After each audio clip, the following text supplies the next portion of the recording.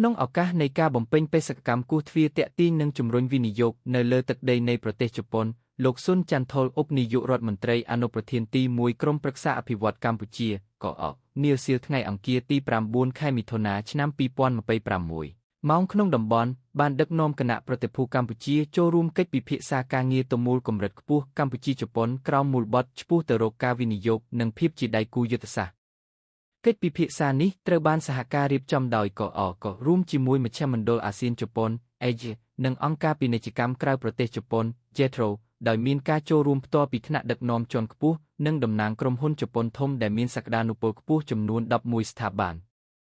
កិច្ចពិភាក្សាត្រូវបានរៀបចំឡើងក្នុងទម្រង់ជាវេទិកាពិភាក្សាជាក់ស្ដែងក្នុងគោលបំណងដើម្បីផ្លាស់ប្តូរទស្សនៈគ្នាយ៉ាងស៊ីជម្រៅចំគោលដៅនិងទៅវិញទៅមកដោយផ្អែកលើធាតុចូលនិងចំណុចសក្តានុពលគន្លឹះរបស់ក្រុមហ៊ុនចូលរួមនីមួយរួមមាន 1. ផែនការជាក់ស្ដែងក្នុងការចូលមកកាន់ទីផ្សារនិងការបណ្ដាក់ទុននៅកម្ពុជា 2. យុទ្ធសាស្ត្រអភិវឌ្ឍធុរកិច្ចរយៈពេលវែង 3. ចំណាប់អារម្មណ៍លើការវិនិយោគក្នុងវិស័យអាទិភាពនិង 4. លទ្ធភាពនិងចក្ខុវិស័យក្នុងការពង្រីកប្រតិបត្តិការអាជីវកម្មដែលកំពុងមានស្រាប់ឲ្យកាន់តែរីកចម្រើនខ្លាំងក្លាថែមទៀត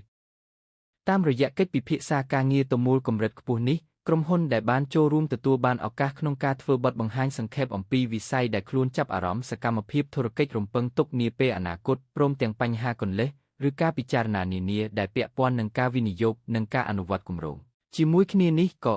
នឹងផ្ដល់ជូននូវព័ត៌មានជាក់លាក់ស្របតាមតម្រូវការរបស់ក្រុមហ៊ុននីមួយព្រមទាំងការគាំទ្រផ្នែកប្រឹក្សាយោបល់ប្រកបដោយភាពកក់ក្ដៅដើម្បី